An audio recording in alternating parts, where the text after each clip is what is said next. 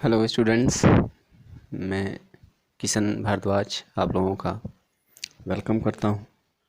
आज हम लोग स्टडी करेंगे बिंदु आवेश के कारण वैद्युत क्षेत्र की तीव्रता, यानी intensity of electric field due to a point charge.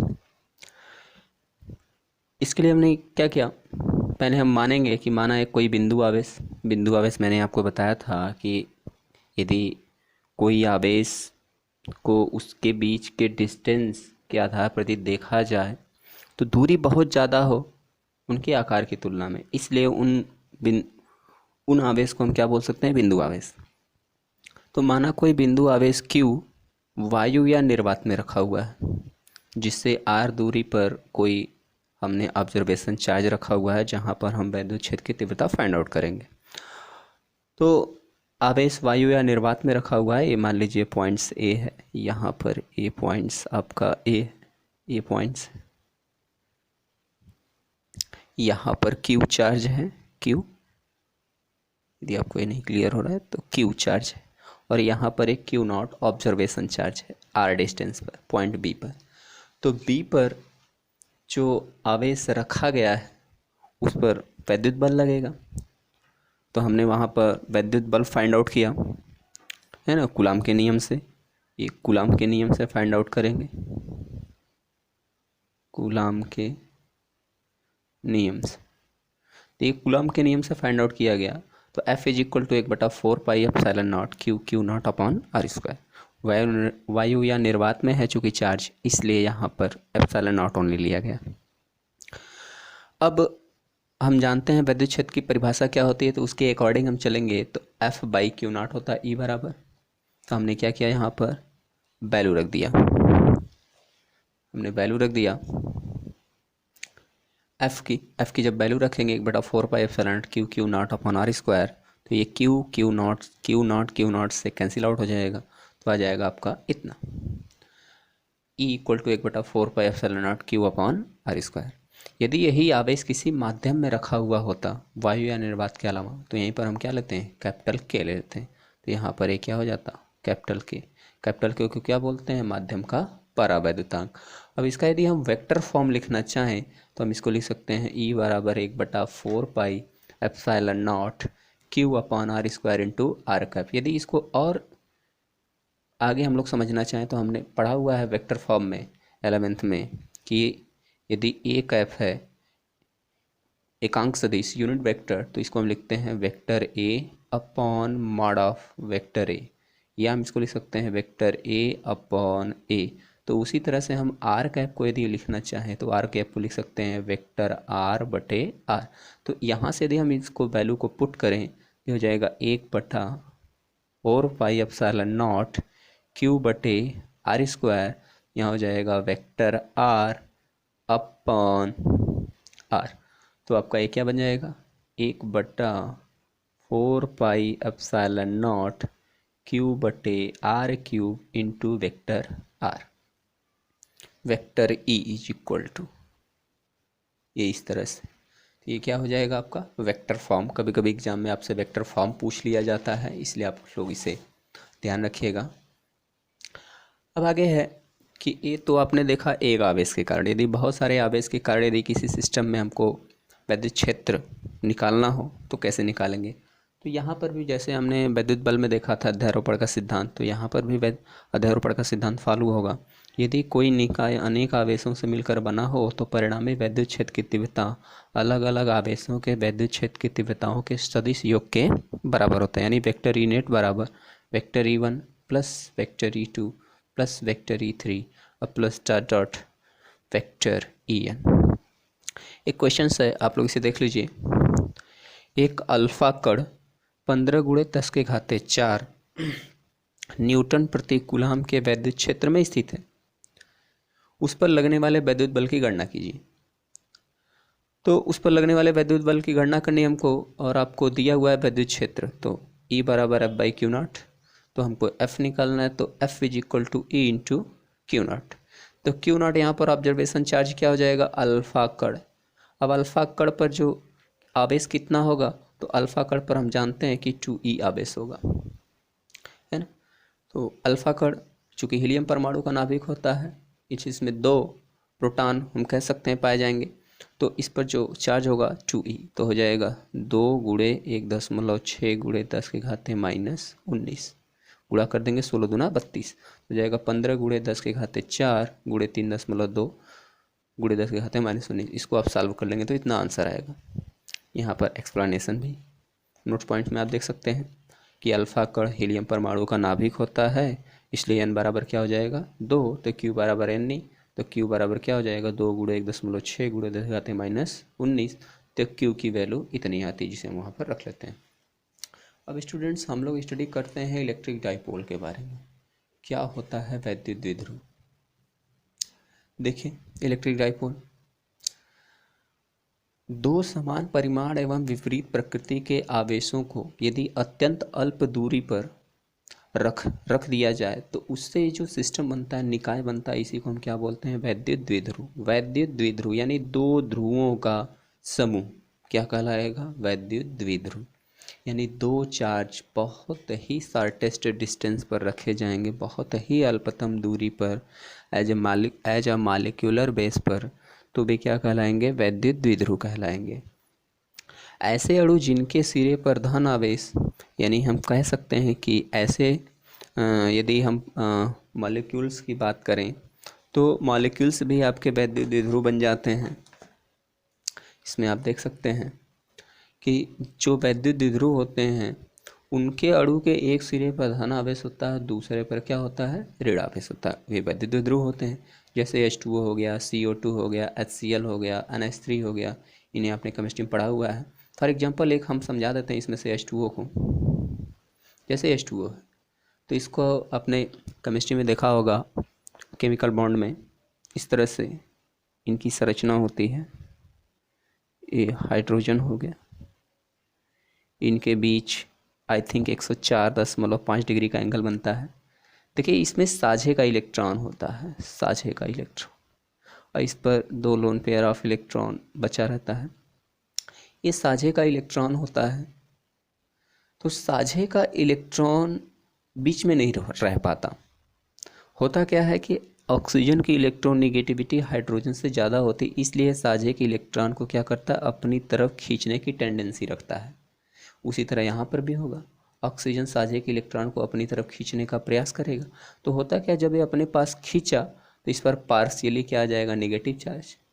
इधर से भी खींचा, यानी इधर से खींचा नेगेटिव, फिर इधर से भी खींचा तो एक और नेगेटिव। उसी तरह यहाँ पर फिर क्या हो जाएगा? पार्शियली प्लस चार्ज, इस पर भी पार्शियली प्लस चार्ज आंशिक रूप से, तो 2 + 2 - देखिए प्लस माइनस बन गए। तो इस तरह से ये क्या है? वैद्युत द्विध्रुव है। ओके स्टूडेंट्स, इसी प्रकार एक और चीज़ होता है एक्सेप्शन में कि परमाणु है, तो परमाणु में कह सकते हैं नाभिक में प्रोटॉन और उसके कक्षक के बाहर जो होते हैं, उसके जो कक्षक में होते हैं नाभिक में इलेक्ट्रॉन, तो ये एज कह सकते हैं वैद्युत द्विध्रुव होने चाहिए। लेकिन ये स्वतंत्र अवस्था में नहीं होते हैं। क्यों? क्योंकि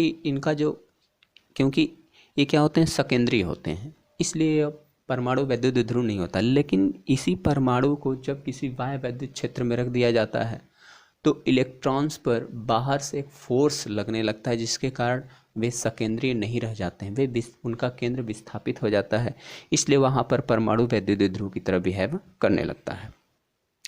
अब देखिए वैद्युत द्विध्रुव आघूर्ण है।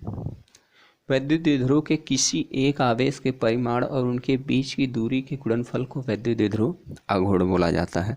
आघूर्ण क्यों बोल रहे हैं? कि ये जो एक तरह से हम कह सकते हैं टॉर्क की तरह बिहेव करते हैं, इसी बाह्य वैद्युत क्षेत्र में रखा जाएगा किसी वैद्युत द्विध्रुव को, तो ये क्या होते हैं? टर्न होने की टेंडेंसी रखते हैं। इसे हम किससे प्रदर्शित करते हैं? P से। यह एक सदिश राशि होती है। इसकी दिशा किधर से किधर होती है? तो याद रखिएगा स्टूडेंट्स, ऋण आवेश से धन आवेश की ओर। यह एक वेक्टर क्वांटिटी है, तो हम कह सकते हैं P = Q × 2L, P = 2QL। अब इसका यदि हम इसको वेक्टर फॉर्म में लिखना चाहें तो ये हो जाएगा vector P = Q × 2 vector L। ये इस तरह से होगा, इसको याद रखिएगा स्टूडेंट्स। मात्रक क्या हो जाएगा? कूलाम मीटर, और विमी सूत्र LTA, इसका हो जाएगा L, इसका AT, तो LTA लिख दिया गया।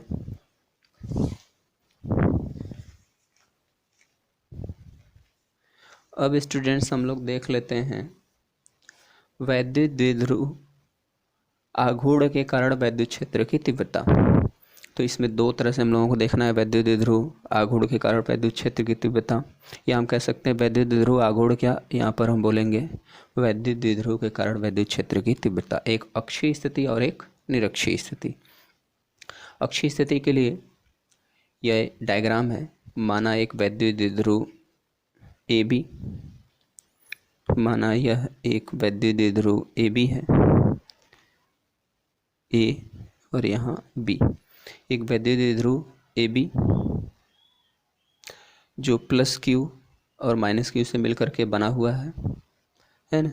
और इनके बीच का टोटल डिस्टेंस हम क्या मान लेते हैं 2L, जिसका मिडल पॉइंट O है। मिडल पॉइंट O से R दूरी पर एक पॉइंट P है, जहाँ पर हमको वैद्युत क्षेत्र की तीव्रता फाइंड आउट करनी है। ये देखिए डायग्राम रहा, ये आपका वैद्युत द्विध्रुव हो गया यहाँ से यहाँ तक AB, इसका मिडल पॉइंट O हो गया, इससे R दूरी पर पॉइंट P हो गया, जहाँ पर हमको वैद्युत क्षेत्र की तीव्रता फाइंड आउट करनी है। तो आधी दूरी क्या हो जाएगी L, इसका यहाँ से यहाँ तक कह सकते हैं L डिस्टेंस हो जाएगा, जब 2L है टोटल। तो हम इस पॉइंट से इस पॉइंट के बीच की दूरी R माने हैं, तो हम इस पॉइंट से पॉइंट A से पॉइंट P के बीच का डिस्टेंस निकालेंगे। तो यहाँ से यहाँ तक R हो गया, यहाँ से यहाँ तक L, तो R प्लस L। सर जब हम यहाँ से निकालेंगे पॉइंट B से, तो पॉइंट B से जब निकालेंगे तो यहाँ से यहाँ तक R है और इतना L है, तो इतना माइनस कर देंगे, R माइनस L। पोजीशंस मालूम हो गई। अब देखिए यदि माइनस के कारण विद्युत क्षेत्र देखेंगे तो मैंने बताया था अंदर की ओर लगेगा, तो टूवर्ड्स पॉइंट्स A की तरफ, और B कारण निकालेंगे प्लस है तो ये आउटवर्ड्स B से बाहर की ओर। देखिए प्लस क्यू के कारण प्लस क्यू के कारण हम क्या निकालेंगे, वैद्युत बिंदु P पर वैद्युत क्षेत्र की तीव्रता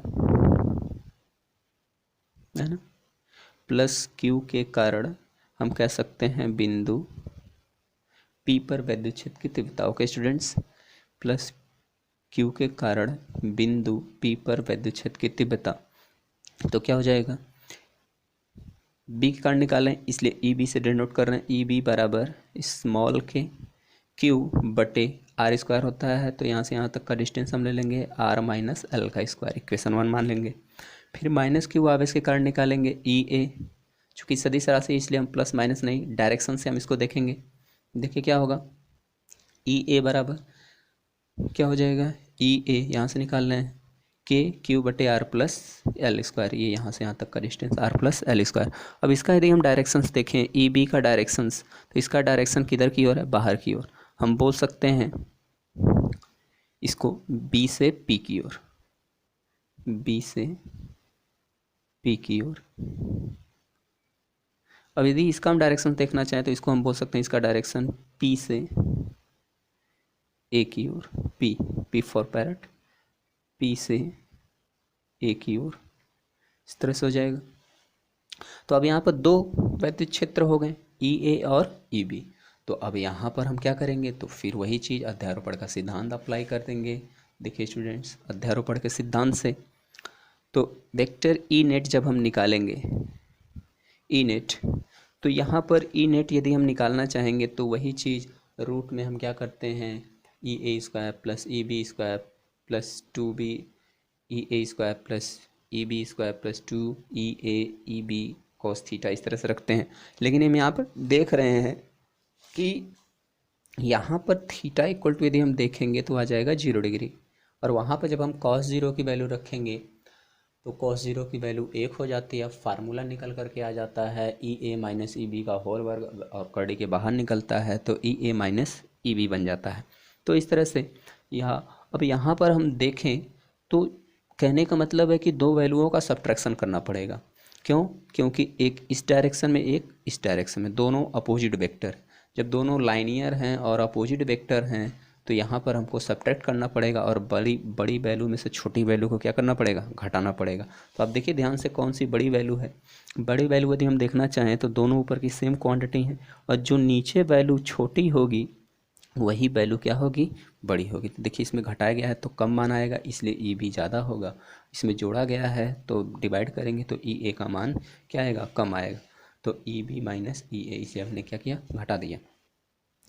तो के क्यू बटे R minus L square minus K Q बटे R plus L square. K Q common है, कॉमन कर लिया तो हो जाएगा 1/r minus L square minus 1/r plus L square. इसका एलसीएम ले लेंगे, R minus L square into R plus L square. इसको इसमें गुणा कर देंगे, इसका इसमें गुणा कर देंगे। अब इसका होल वर्ग हमने तोड़ दिया, तो होल वर्ग तोड़ देंगे तो कुछ कट्टम कुट्टम होगा, आपका बचेगा फिर क्या, 2RL। तो ये 2RL बचा और यहाँ 2RL 2RL 2RL 4RL upon are. इसको यहाँ पर देखिए आर माइनस ये दोनों का स्क्वायर है, हम दोनों का स्क्वायर लिख सकते हैं, A minus B A plus B. इसको फिर क्या लिख सकते हैं, R square minus L square का स्क्वायर। अब देखिए स्टूडेंट्स, हमने किया क्या कि इसमें से दो एक कॉमन लेके बाहर कर दिया, ओके, और आर भी बाहर कर दिया और क्यू को अंदर कर दिया। तो 2R बाहर किया, क्यू को अंदर किया, 2 बचा 2QL बटे R square minus L square हो गया। अब यहाँ पर हम इसको लिख सकते हैं 2QL को P, देखिए P हो गया, हमने पीछे पढ़ा P बराबर 2QL, हमने लिख दिया P। तो ये आपका कह सकते हैं, ये आपका विस्तार वाला फार्मूला हो गया ये। लेकिन यदि हम यहाँ पर देखें तो जो L है, L की जो वैल्यू है वो R से क्या है, कम है। और जब L स्क्वायर करेंगे तो उसकी वैल्यू R स्क्वायर से और कम हो जाएगी, इसलिए L स्क्वायर को छोड़ने पर, जब L स्क्वायर को हम यहाँ से छोड़ेंगे तो L स्क्वायर को जब छोड़ा जाएगा तो ये बन जाएगा R स्क्वायर का स्क्वायर ऑलरेडी है, तो जब हम स्क्वायर करेंगे तो क्या बन जाएगा, 1/4 पाई एप्सिलॉन नॉट, यहाँ पर हो जाएगा 2PR बटे R के पावर 4। तो एक R से कैंसिल आउट हो जाएगा, तो हो जाएगा 1/4 पाई एप्सिलॉन नॉट 2P बटे R3।